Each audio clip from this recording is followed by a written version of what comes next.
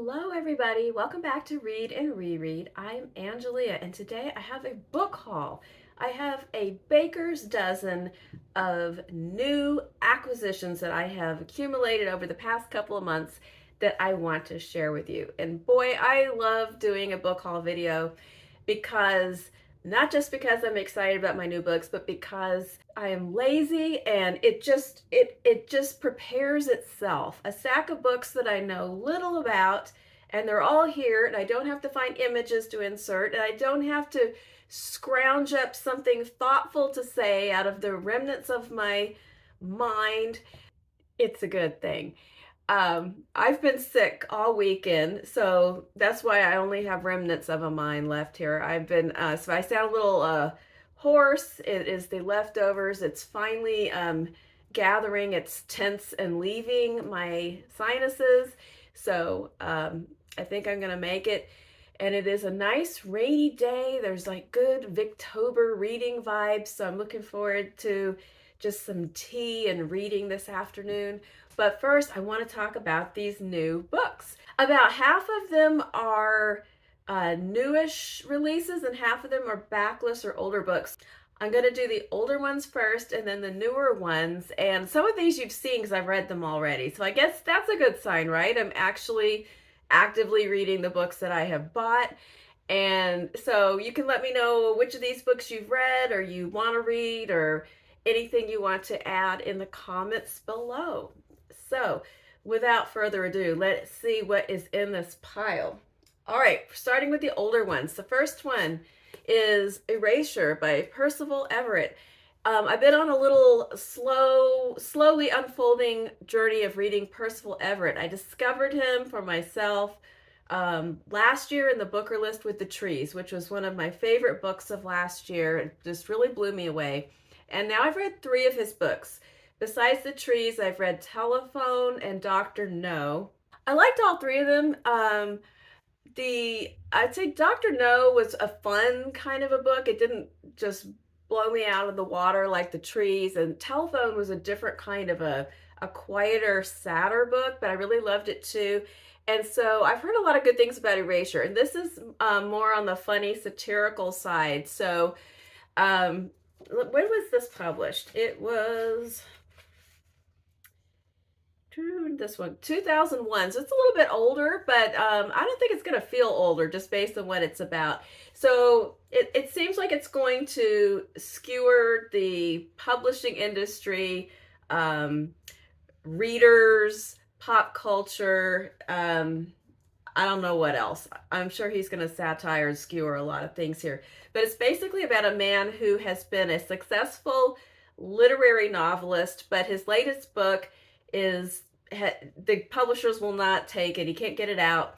And he becomes frustrated about the meteoric explosion of this other woman's book, a book called Weeze Lives in the Ghetto, a first novel by a woman who once visited, quote, some relatives in Harlem for a couple of days. So he writes a book in that kind of style, this sort of faux ghetto voice style, and calls his My Pathology. And he writes it as sort of a protest, but it becomes a surprise giant hit. So I like this inside. There's some, what do you call those things? Reviews. I love what the Chicago Tribune says. The sharp satire on American publishers and American readers that Everett puts forward is delicious, though it won't win him many friends among the sentimental, educated class who want to read something serious about Black inner-city life without disturbing any of their stereotypes. So I am really here for the satire, the fun poking, and the book within the book, because I think My Pathology is inside the outer story of this author and his journey with his surprise success of his fake book. So that's Erasure, and that should tide me over for a while because I'm very, very excited about his 2024 book, James, which is a retelling of Huckleberry Finn from Jim's perspective. I cannot wait for that book. All right, the next one I found at the library book sale, and this is a copy of a book that I've already read, but I really wanted my own copy, and I want to read it again. Commonwealth by Ann Patchett. I really loved this book. When was this out? This was a few books back for her, 2016. So this came before The Dutch House. Yeah, I think it was the one right before. It was that, then The Dutch House, and then These Precious Days, and then Tom Lake. And that whole sequence, I love all of those books. And the one that came right before those two, was it State of Wonder? Yes. Okay, that whole set, I love all of those. When you go further back, it gets a little spotty, but ever since she hit that one, State of Wonder and forward, she's solid gold for me. And so I did want a copy to read this again, and so Stephen can read it too, because he also likes Ann Patchett. And this is a family saga. I'll just read the beginning of the blurb. One Sunday afternoon in Southern California, Bert Cousins shows up at Franny Keating's christening party uninvited. Before evening falls, he has kissed Franny's mother, Beverly, thus setting in motion the dissolution of their marriages and the joining of two families.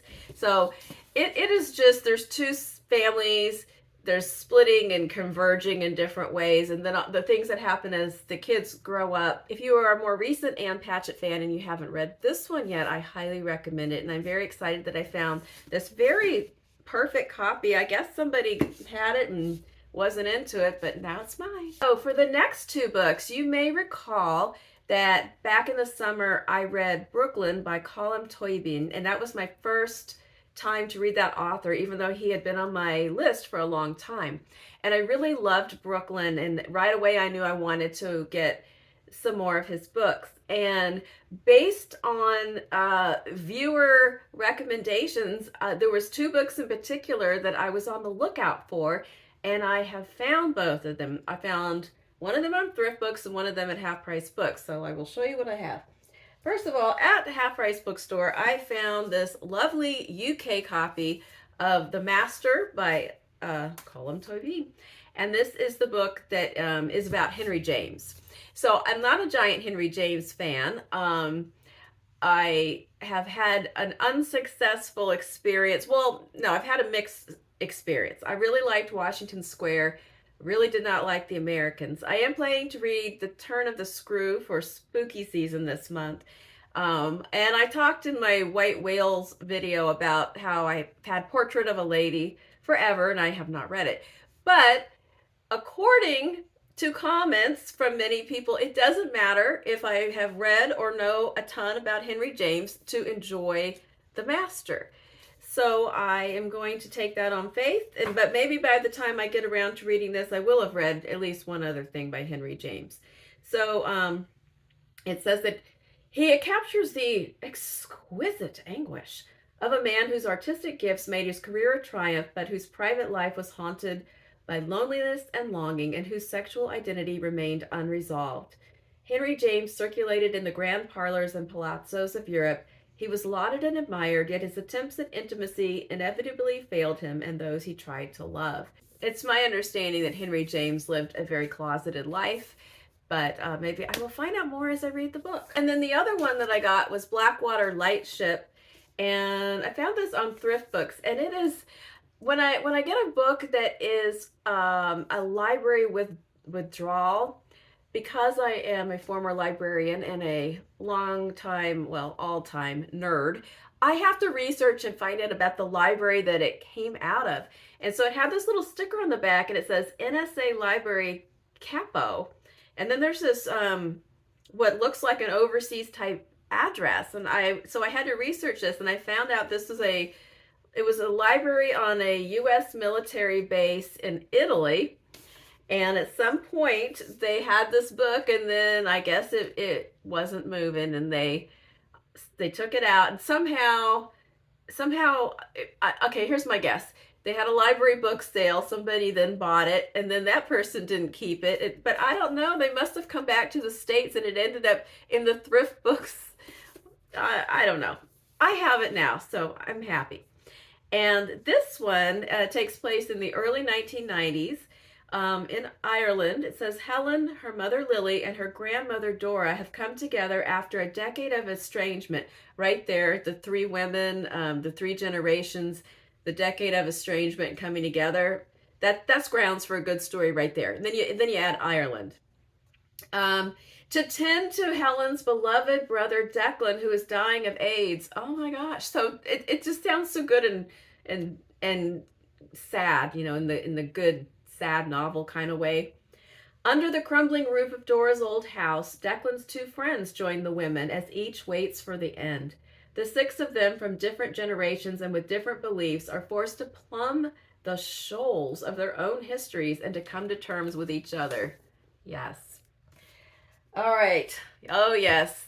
That is a mood. That is a reading mood right there, and I'm so ready with this book when the mood rolls in. This is the weather that goes with that mood. That sounds like a winter book. All right, the next backlist title is what I'm reading right now, Agnes Gray by Ann Bronte.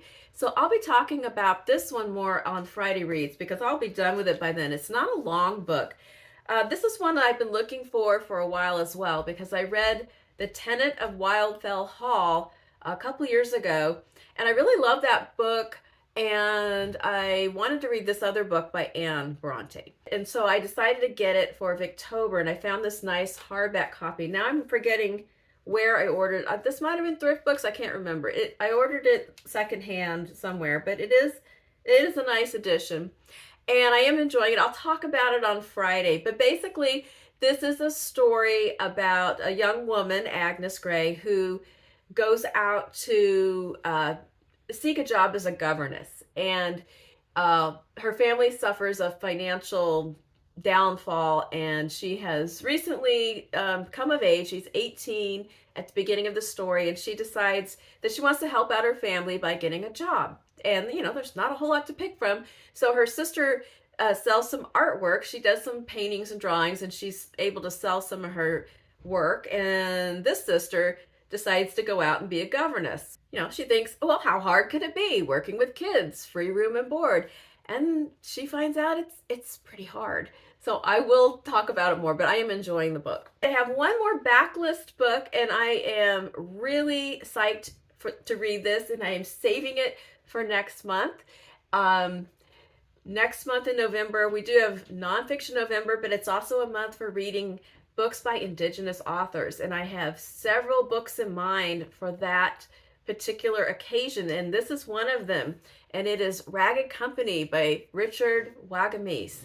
He is a Canadian writer from the Ojibwe First Nation, and he died in 2017. I think I have all that correct. But he is a very well-known Canadian author that I didn't know anything about. And the reason that this book came to my attention was, this has been a little journey of looking for this book too. But back in 2020, somewhere in the spring or summer of 2020, one day I was watching PBS NewsHour, and occasionally they have a segment about book recommendations, and they often have Ann Patchett on, kind of in her role as a bookstore owner. They'll get, they have several people that they frequently visit. So they'll pair two people up from different independent bookstores, and you know, there'll be some kind of topic like summer reading or whatever. And in that occasion, it was about quarantine, things that would be great to read during the quarantines. And so this was one of the books that Anne recommended, and I jotted it down because it sounded really good.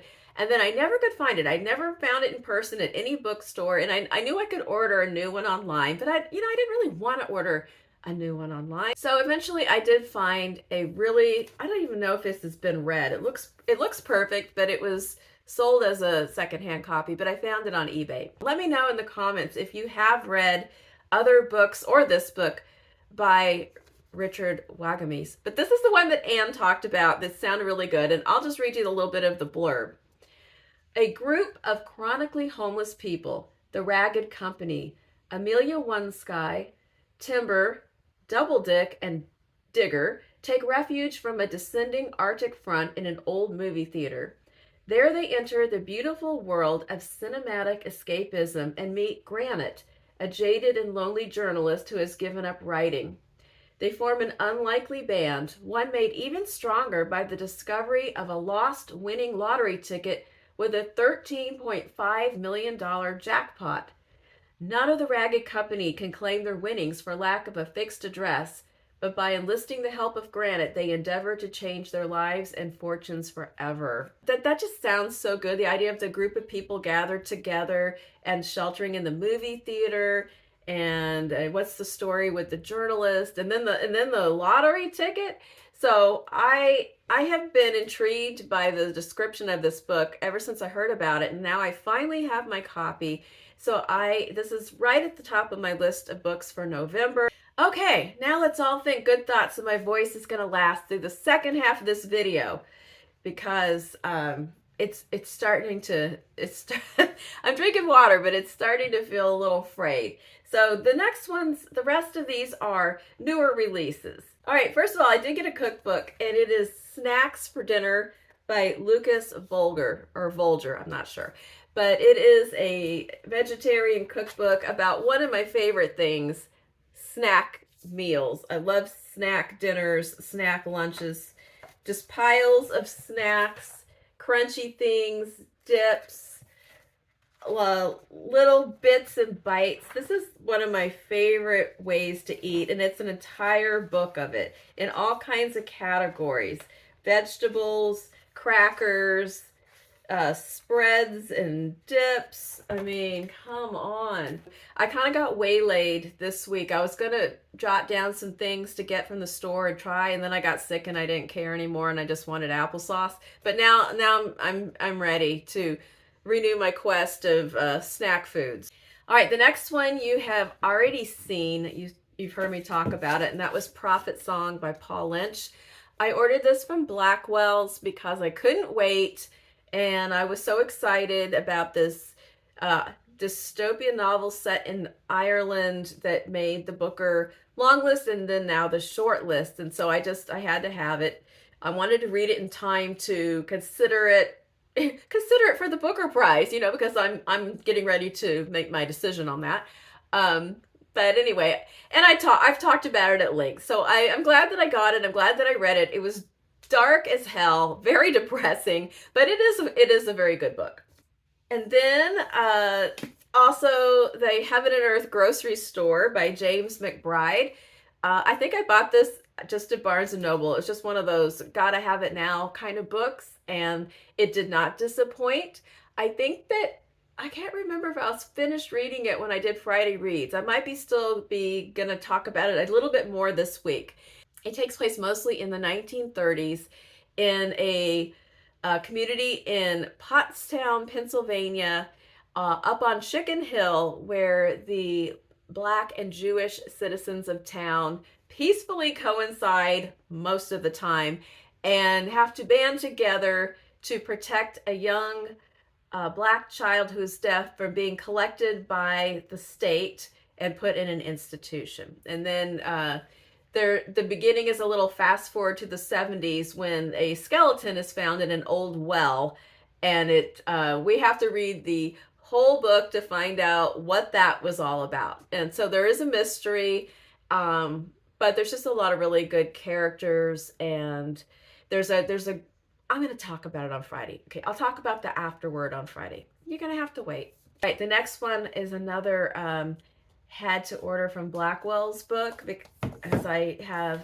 very little patience or willpower, and that is Claire Keegan, So Late in the Day. Okay, I don't think this is a novella. I think this is a beautifully bound short story. I think that she has reached the stature where she can release a single story and have a beautifully bound volume. You got to open this all the way up with a flap because, oops, I went the wrong way. Sorry. I love this detail of the radiator in this painting. It reminds me of when I lived in Richmond, Virginia, in an old neighborhood called The Fan, and we had those radiator heaters, and they'd clonk and heat up, and you'd put your clothes on and while you were in the shower in the winter, so when you got out you had warmed up clothes to put on. I need to look up the artist of this painting. Okay, I'm so distracted. It's an Irish, apparently. Okay, never mind. I'll report on the painting later.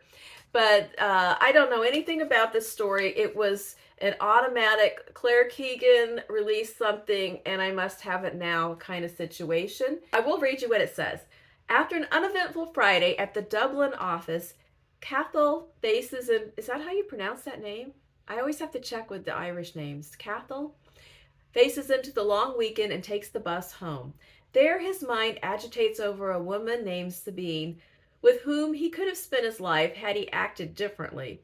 All evening, with only the television and a bottle of champagne for company, thoughts of this woman and others intrude, and the true significance of this particular date is revealed. Why does that give me like a James Joyce, The Dead kind of vibe? It just sounds good.